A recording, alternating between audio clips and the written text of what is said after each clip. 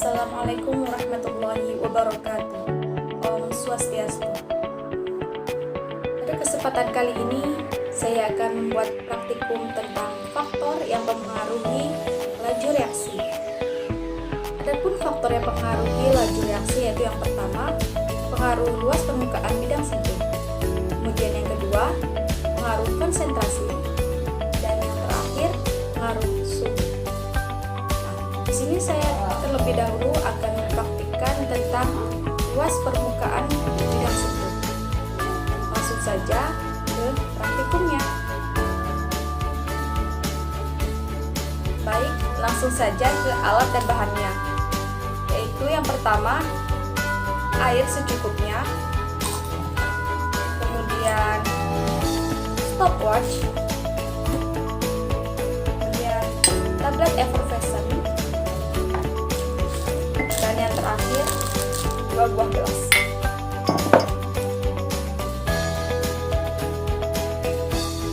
Baik, pada praktikum yang pertama, masukkan air ke dalam gelas secukupnya.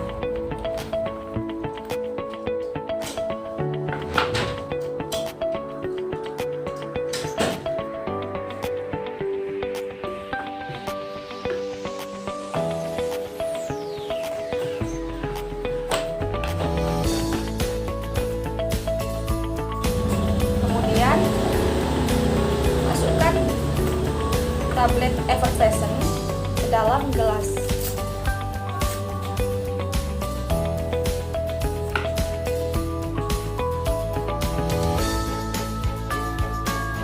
Yang pertama ini kita menggunakan tablet effervescent yang berupa kepingan. Nah, kemudian bagaimana reaksinya dan ukur dengan menggunakan stopwatch.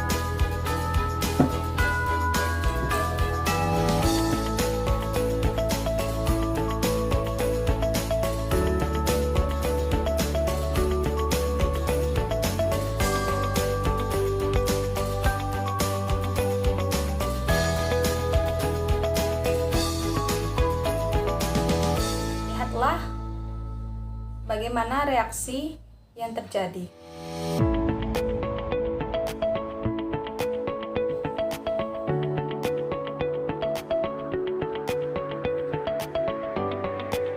Jadi, massa larut pada tablet effervescent yang berupa kepingan dengan 3 menit.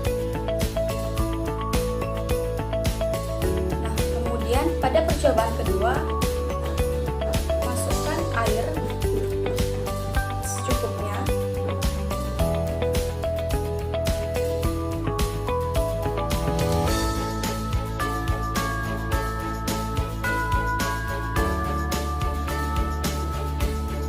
Kemudian tablet effervescent yang berupa serbuk kita masukkan ke dalam air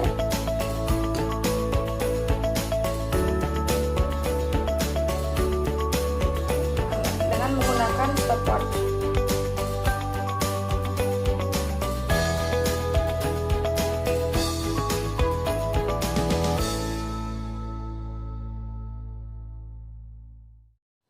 Jadi, massa larut yang dibutuhkan pada tablet effervescent yang berupa serbuk ialah 1 menit 27 detik. Nah, adapun kesimpulan pada luas permukaan bidang sentuh dari percobaan tablet effervescent ini ialah pada tablet effervescent yang berbentuk kepingan dibutuhkan waktu selama 3 menit, sedangkan tablet effervescent yang berbentuk serbuk dibutuhkan 1 menit 27 detik. Jadi, tablet effervescent yang berbentuk kepingan lebih lama bereaksi daripada tablet effervescent yang berbentuk serbuk. Nah, itulah pengaruh luas permukaan bidang sentuh pada laju reaksi. Baik, di sini saya akan membuat praktikum tentang pengaruh konsentrasi. Adapun alat dan bahannya yaitu yang pertama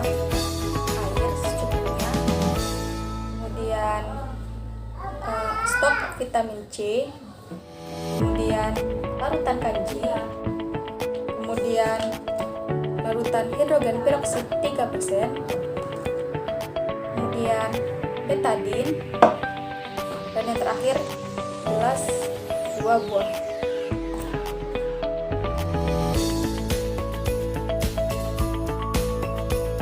Pertama, masukkan air ke dalam gelas A sebanyak 15 ml.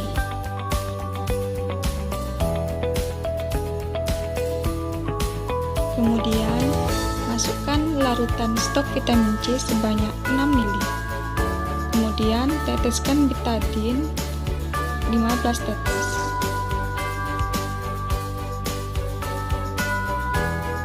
Kemudian, masukkan larutan kanji dalam gelas B sebanyak 9 ml. Kemudian, larutan H2O2 3% 6 ml dan air sebanyak 15 ml.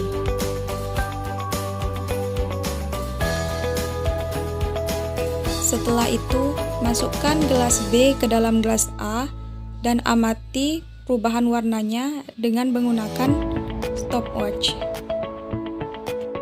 Jadi, adapun waktu yang dibutuhkan adalah 35 menit.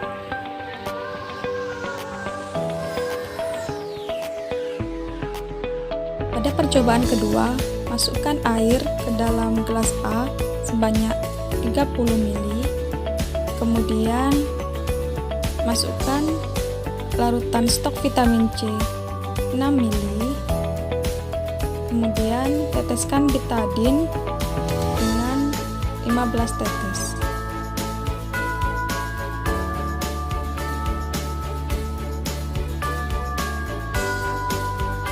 Setelah itu, masukkan larutan kanji ke dalam gelas B sebanyak 9 ml. Kemudian, larutan H2O2 3% 6 ml. Kemudian, air sebanyak 30 ml.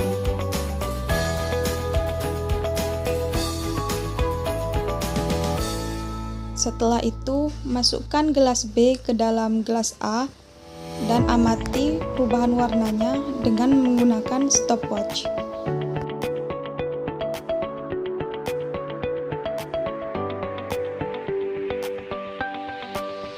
Pada percobaan kedua, perubahan warna membutuhkan waktu selama 1 jam. Jadi, pengaruh konsentrasi yaitu pada percobaan 1 dan 2, di mana percobaan 1 lebih cepat perubahan warnanya daripada percobaan kedua. Hal ini terjadi karena molekul reaktan pada percobaan 1 lebih besar daripada molekul reaktan yang kedua. Karena pengaruh konsentrasi itu terjadi karena semakin banyak molekul reaktannya, maka laju reaksinya semakin cepat.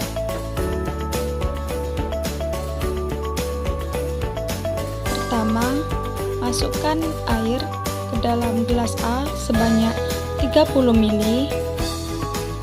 Kemudian, masukkan larutan stok vitamin C sebanyak 6 ml dan tetesi betadine sebanyak 15 tetes.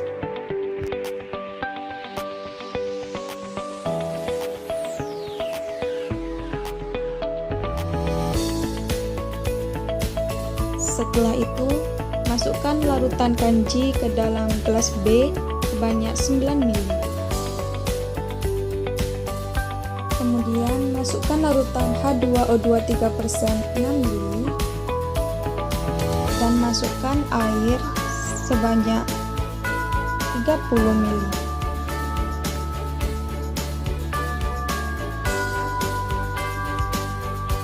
Setelah itu, masukkan gelas A dan gelas B di penangas es sampai 15 derajat Celcius. Setelah itu, ambil gelas A dan gelas B dari penangas es yang sudah mencapai 15 derajat Celcius. Setelah itu, masukkan gelas B ke dalam gelas A dan amati perubahan warnanya dengan menggunakan stopwatch.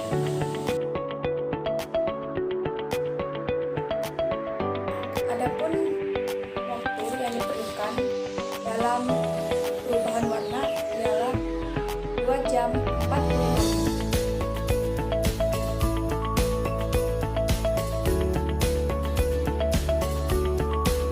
Pertama, masukkan air ke dalam gelas A sebanyak 30 ml. Kemudian, masukkan larutan stop vitamin C sebanyak 6 ml dan tetesi betadine sebanyak 15 tetes.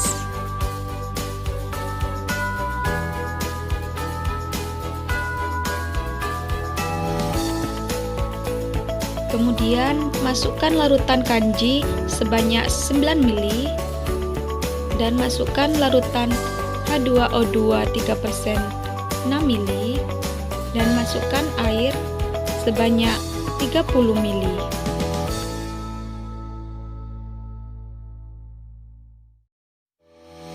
Kemudian diamkan dengan suhu ruangan. Setelah didiamkan dengan suhu ruangan, kemudian gelas B dimasukkan ke dalam gelas A dan amati perubahan warnanya dengan menggunakan stopwatch.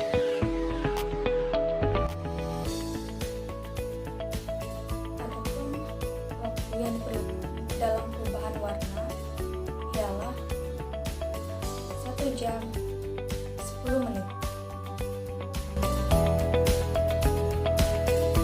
Pada percobaan ini, di mana percobaan 1 Lebih lama berubah warna. pada percobaan kedua. Hal ini terjadi karena percobaan 1 suhunya lebih rendah daripada suhu percobaan kedua. Karena laju reaksi berpengaruh pada suatu suhu. Jadi, semakin tinggi suhu maka laju reaksinya semakin cepat. Begitu pula, semakin rendah suhu tersebut, maka laju reaksinya akan semakin lambat. Baik, itulah tadi praktikum tentang faktor-faktor yang mempengaruhi laju reaksi, yaitu ada luas permukaan bidang sentuh, kemudian ada pengaruh konsentrasi, dan yang terakhir pengaruh